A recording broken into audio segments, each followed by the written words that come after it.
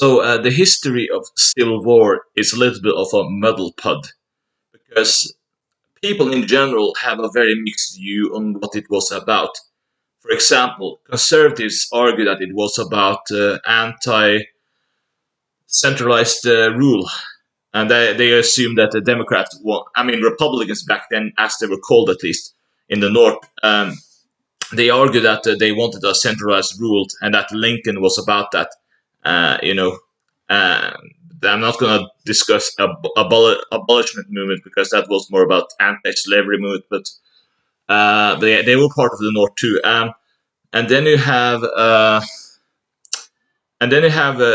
liberals who say in modern day they say that the Civil War was mainly about keeping the Union together, and that anti-slavery was at least some part of it, but it may not have been the main focus of the war, and that it was more about keeping the Union together from the South, which was about absolving it. So we have two different views on this in modern time. But at least on terms of the historical time of what was going on during the Civil War, because you have movies such as Birth of a Nation by D.V. Griffith, which he is a good movie maker, but it has been criticized for being inaccurate.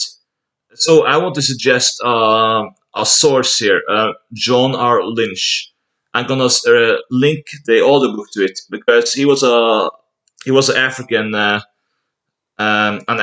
Republican who kind of lived through the Civil War era, and he wrote books or a book at least on the history behind it. So I do think it's worth checking out because he has been a valid source of history by historians in later times. So that's who I would suggest at least.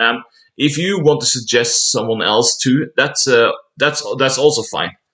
Yeah, I just want to make a little bit of a video on that one. Thank you for listening and bye.